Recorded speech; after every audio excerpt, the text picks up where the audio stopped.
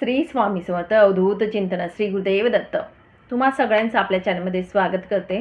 तर बघा, आजची जी सेवा सांगणार आहे ती एका वर्षात एकच दिवस येत असते, हे लक्षात घ्या सगळ्यात आधी. आणि ही सेवा जी सांगणार आहे मी तर करणारच आहे, पण तुम्हालाही सांगेल की सगळ्यांनी ही सेवा करा. जो कोणी माझा व्हिडिओ बघत आहे त्यांनी सगळ्यांनी करा.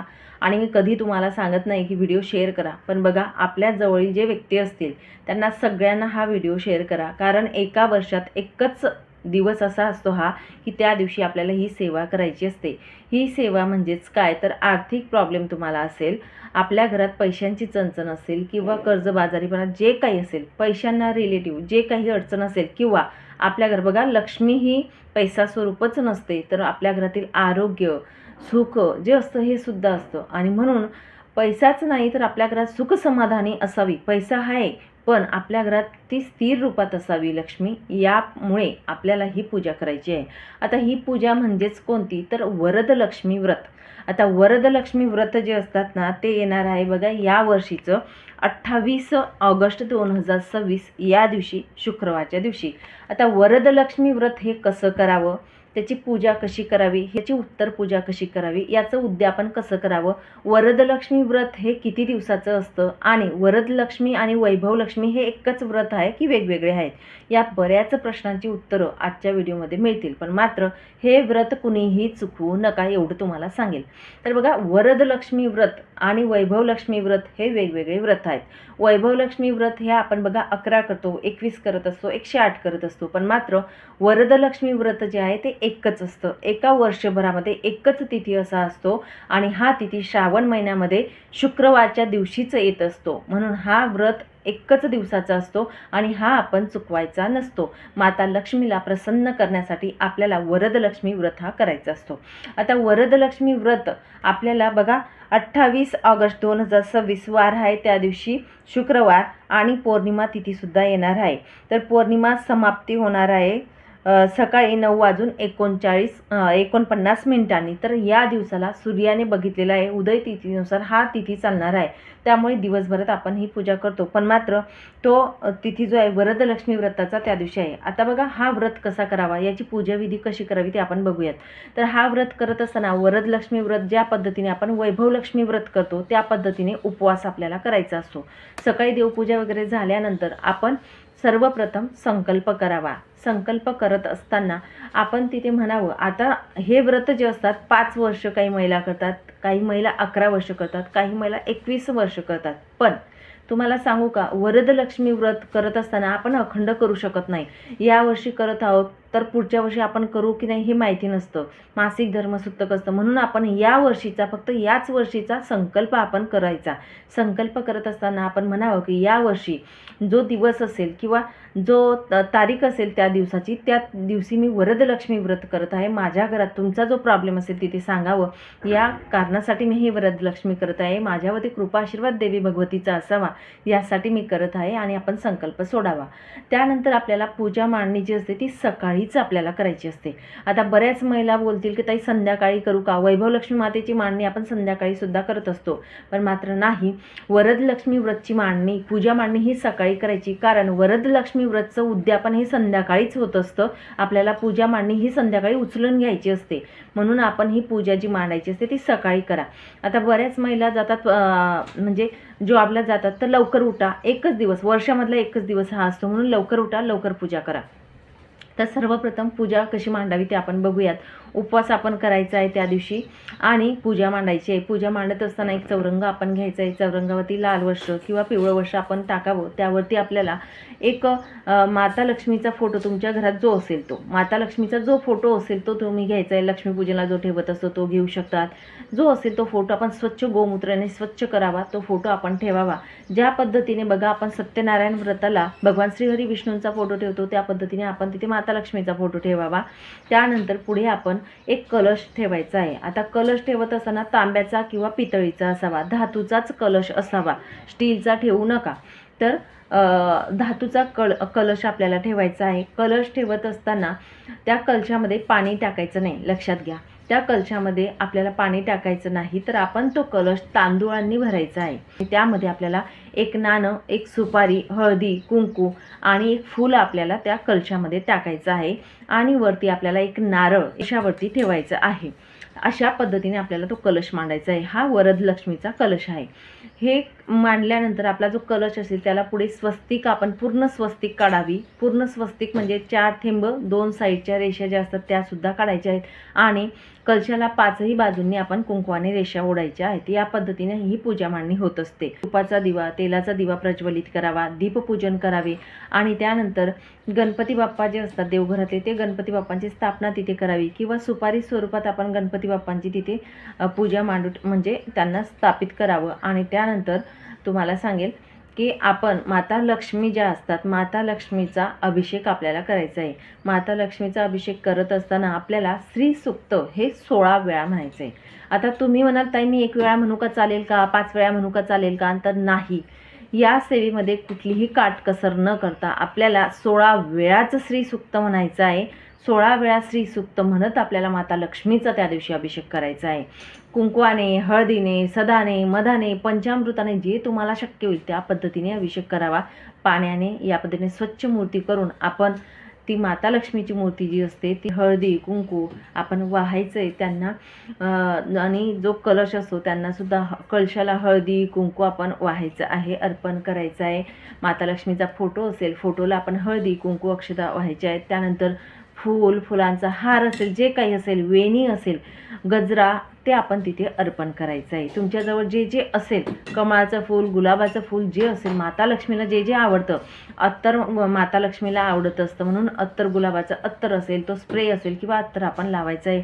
हळदी कुंकू माता लक्ष्मीला अर्पण करायचं आहे. या पद्धतीने आपण पूजा सकाळी करून घ्यायची आहे. माता लक्ष्मीला नैवेद्य आपण अगदी खडी साखरेला त्यावेळी दाखवला तरीसुद्धा चालेल. आणि संध्याकाळच्या आता ही पूजा मांडणी आपल्या घरामध्ये दिवसभर ठेवायची आहे. आपण उपवास करायचा आहे. माता लक्ष्मीचं स्मरण आपल्याला करायचं आहे. नामस्मरण दिवसभर माता लक्ष्मीचं करायचं आहे. ओम श्री महालक्ष्मीभ्यो नमः या मंत्राचा जप करायचा आहे. माता लक्ष्मीला स्मरायचं आहे. आणि संध्याकाळच्या वेळी दिवाबत्तीच्या वेळी आपल्याला म्हणजे अगोदर पण आपण 5:30 जो प्रदोष काळ असतो 5:30 वाजता किंवा 5-5:30ला आपण परत पूजा करायची आहे. तिथे बसावं, आपण आसनस्थ व्हावं, पूजा करावी. तिथे आपण गोडाचा नैवेद्य तिथे दाखवायचा आहे. खीर जी असते ती नैवेद्याला चालत असते. खीर तुम्ही बनवायची आहे, तांदळाची खीरच बनवायची आहे, दुसरं चालत नाही. म्हणून आपण खीर बनवून माता लक्ष्मीला तिथे नैवेद्य दाखवावा. जेवणाचा नैवेद्य जो असतो तो दाखवला तर अतिउत्तम, पण तुम्हाला शक्यच नाही तर खिरीचा नैवेद्य तुम्ही दाखवायचा आहे. खिरीचा नैवेद्य दाखवल्यानंतर माता लक्ष्मीची तिथे ओटी भरायची आहे. आता ओटी भरत असताना त्यामध्ये तुम्ही अगदी ब्लाऊज पीससुद्धा ठेवला तरी चालेल. ब्लाऊज पीस नसेल खण ठेवा, खण नसेल तर अगदी तुम्हाला सांगेल तांदूळ म्हणजे थोडे तांदूळ अक्षदा ज्या असतात त्या घ्या. त्यामध्ये सुपारी, एक नाणं आणि एक फूल जरी ठेवलं तरीसुद्धा चालेल. माता लक्ष्मीला हळदी कुंकू आपण अर्पण करावी. ओटीतलं सामान आपल्या सगळ्यांना माहिती असतं ओटी कशी असते, त्या पद्धतीने ओटी तुम्ही घेतली तरीही चालेल. पण थोडक्यात मी तुम्हाला इथे ओटीचं साहित्य सांगत आहे. या पद्धतीने घेऊन माता लक्ष्मीची आपण ओटी तिथे भरायची आहे. त्या ठिकाणी तुम्ही ओटीमध्ये फळसुद्धा ठेवू शकतात.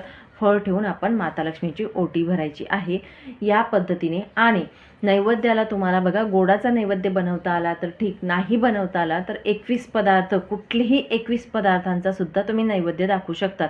म्हणजेच काय तर बघा 5 प्रकारचे जेवढे फळं असतील तेवढ्या फळं, वेगवेगळे फळं बघा, 5 फळं 10 फळं जे शक्य झाले म्हणजे 10 वस्तू तुमच्या होतात. ड्रायफ्रूट्स जे असतात काजू, बदाम, खजूर, अंजीर हे इत्यादी पदार्थ असे मिळून तुम्ही 21 नैवेद्य 21 जे वस्तू असतात त्या एका ताटात ठेवा आणि तो नैवेद्य आपण दाखवला तरीसुद्धा चालेल. या पद्धतीने नैवेद्य दाखवू शकतात किंवा जेवणाचं ताट तुम्ही पूर्णाचं जेवणसुद्धा बनवू शकतात. या पद्धतीने करा आणि ओटी भरायची आहे. त्यानंतर आपल्याला आपल्या घरामध्ये 5 सुवासने, आता कमीत कमी 5 मी तुम्हाला सांगत आहे, 5 सुवासनींना आपल्याला आपल्या घरामध्ये ओटी भरण्यासाठी बोलवायचं आहे. त्यांना खिरीचा नैवेद्य आपण अर्पण करायचा आहे. आणि त्यांचा उपवास असेल तर मसाला दूध किंवा बासुंदी वगैरे असतं ते तुम्ही त्यांना देऊ शकतात. या पद्धतीने म्हणजे आपल्या घरात त्यांनी थोडा का असेना नैवेद्य ग्रहण करावा अशी आपली अपेक्षा राहील. आणि त्या पद्धतीने त्या माता लक्ष्मी स्वरूपात असतात म्हणून खिरीचा नैवेद्य त्यांना द्यायचा आहे. त्यानंतर त्यांना हळदी कुंकू आपण अर्पण करून त्यांची यथाशक्ती यथाभक्ती तुमच्या परिस्थितीनुसार तुम्ही ओटी भरायची आहे. तांदूळ म्हणजेच तांदूळ, त्यामध्ये एक सुपारी आणि ₹1 नाणं किंवा दक्षिणा जी यथाशक्ती ₹11, एक फळ, एक फूल या पद्धतीने ओटी भरा. त्यामध्ये तुम्ही ब्लाऊज पीस, खण, साडी जे तुम्हाला शक्य होईल किंवा शृंगारचा सामान जो असेल ते तुम्ही ओटीमध्ये देऊ शकतात. या पद्धतीने 5 महिलांची ओटी तुम्हाला भरायची आहे. उत्तर पूजा म्हणजेच उद्यापन या पद्धतीने होत असतं. पण उत्तर पूजा कशी करावी, तर माता लक्ष्मीला सर्वप्रथम आपण तिथे नमस्कार करावा पाटाच्या समोर बसून. आणि तिथे आपल्याला बघा पोथी जी असेल, जर पोथी तुम्हाला मिळाली किंवा गुगलला सर्च करा, वरदलक्ष्मी व्रताची कथा तुम्हाला मिळाली तर ती तिथे पठण करा, नैवेद्य वगैरे दाखवून पठण करा आणि त्यानंतर उत्तर पूजा आपल्याला करायची असते. उत्तर पूजा करायच्या आधी माता वरदलक्ष्मीला आपण नमस्कार करावा. नमस्कार करून आपल्याला माता लक्ष्मीला तिथे सांगायचं आहे की माझ्याकडून जे काही व्रत तुम्ही करून घेतले त्याबद्दल मी ऋणी आहे. माझ्या कुटुंबावर तुमचा कृपाशीर्वाद राहू द्या. माझ्या घरामध्ये धूतधुप्त्याची कमी पडू नका द्या. माझ्या घरामध्ये सुखसमृद्धी नांदू द्या. माझ्या मुलाबाळांना दीर्घायुष्य राहू द्या. माझ्या मुलाबाळांना बुद्धी प्रदान करा. माझा नवरा आणि मी सुखी संसार करो ही तुमची कृपादृष्टी राहू द्या, असं आपण तिथे सांगावं. आमचं आरोग्य जे असतं ते सुखी राहू द्या हे सांगावं. आणि माझ्याकडून या व्रतामध्ये काही चूक झाली असेल तर तुमच्या बाळाला क्षमा करावी. माझ्याकडून वारंवार ही सेवा करून घ्या, असं आपण तिथे प्रार्थना करावी, क्षमा याचना करावी. आणि त्यानंतर तुम्हाला सांगेल जी व्रत केलेलं आहे त्या व्रतामध्ये आपण ठेवलेली असते काय, ती माता लक्ष्मीची मूर्ती आणि गणपती बाप्पांची मूर्ती, ती आपण उचलून आपल्या देवघरामध्ये ठेवून द्यायची आहे. आणि त्यानंतर आपण जो एक मंत्र म्हणत असतो तो मंत्र म्हणून त्यावरती पूजेच्या वरती अक्षदा टाकायचा आहे. तो मंत्र मी तुम्हाला स्क्रीनवर देईल. हा मंत्र म्हणून अक्षदा टाकाव्यात आणि त्यानंतर ही पूजा मांडणी आपण उचलून घ्यायची आहे. पण मात्र एक सांगेल, जी ओटी आपण देवीला भरलेली असते तिथे, तर ती ओटी आपल्या घराजवळ एखादी देवीचं मंदिर असेल तर त्या मंदिरामध्ये आपल्याला ती ओटी तेव्हाच भरून यायची आहे. जर तुम्हाला शक्य नाही झालं त्याच वेळी आपण भरायला गेलं रात्रीला तर अतिउत्तम. पण नाही शक्य झालं, काही कारणास्तव नाही शक्य झालं तर तुम्ही दुसऱ्या दिवशी ती ओटी भरून येऊ शकतात. ती ओटी अशीच्या अशी ठेवा, दुसऱ्या दिवशी सकाळी जाऊन देवीच्या मंदिरात त्यांना अर्पण करा. या पद्धतीने करा. आणि जे पूजेचं सामान असतं ते आपण उचलून घ्यायचं आहे. ₹1 नाणं, सुपारी जे असतं ते दुसऱ्या पूजेमध्ये आपण वापरू शकतो. फुलं वगैरे असतील, गजरा, वेणी हे निर्माल्यात टाका. जी वेणी असते बघा देवीला वाहिलेली, ती वेणी आपण आपल्या केसांमध्ये माळायची आहे. एक दिवस तरी किंवा थोडा वेळ तरी आपण माळायची आपल्या केसांमध्ये. आणि जे धान्य असतं, तांदूळ असतात, ते तांदूळ जे असतात ते आपल्या साठवणीच्या धान्यामध्ये टाकायचे आहेत. तर या पद्धतीने आपण करा. आणि जे फोटो असेल, आपण फोटो जिथे ठेवत असतो तिथे ठेवून द्या. सगळी पूजा आपण उचलून घ्यायची आहे. या पद्धतीने त्याच दिवशी याची उत्तर पूजा होत असते. म्हणून आपल्याला पूजा मांडणी ही सकाळी लवकर मांडायची आहे. एका वर्षभरामध्ये एकच दिवस हा मुहूर्त येत असतो. म्हणून तुम्हाला महिलांना सांगेल, सगळ्यांनी हा व्रत करायचा आहे. आता यामध्ये तुम्हाला अजून काय ॲड करता येईल, तर बघा जी पूजा आपण मांडलेली असते तर त्या ठिकाणी आपण समोर बसून जेव्हा कथा पठण करत असतो, म्हणजे संध्याकाळच्या वेळी किंवा सकाळी आपण सगळं काही पूजा अर्चा करत असतो तेव्हा माता लक्ष्मीचा मंत्र जप आपल्याला करायचाच आहे. म्हणजेच आपण माता लक्ष्मी हळदी कुंकू वाहत असतो, अर्पण करत असतो, त्यावेळी आपण ओम श्री महालक्ष्मीभ्यो नमः हा मंत्र जप करतच. पण त्या व्यतिरिक्त तुम्ही श्री सूक्त जे असतं, अजून अभिषेक करताना 16 वेळा, पण मात्र त्या व्यतिरिक्त तुम्ही विष्णू सहस्रनाम किंवा श्री सूक्त पठण करू शकतात. 1 वेळा, 16 वेळा किंवा विष्णू सहस्रनाम, व्यंकटेश स्तोत्र जे माता लक्ष्मीला आवडतात त्या सेवा तुम्ही करू शकतात. किंवा विष्णू गायत्री मंत्र, लक्ष्मी गायत्री मंत्र हे जप तुम्ही एक माळ करू शकतात. या पद्धतीने सेवा आपण त्या पूजेच्या समोर बसून करू शकता. ठीक आहे. तर या पद्धतीने वरदलक्ष्मी व्रत जे आहे ते आपल्या सगळ्यांना करायचं आहे. कुणीही ही सेवा चुकवू नका. आणि बऱ्याच लोक तुमच्या जवळचे असतील तर त्यांना नक्कीच या व्रताविषयी माहिती कळू द्या. कारण हा व्रत खूप कमी लोकांना माहिती असतो. म्हणून तुम्हाला सांगायला आग्रह करून सगळ्यांना ही माहिती पोचवा आणि सगळ्यांना हा व्रत करायला सांगा. चला मग, सांगितलेली माहिती खूप महत्त्वपूर्ण होती. माता लक्ष्मीच्या चरणी अर्पण करते आणि इथेच विराम घेते.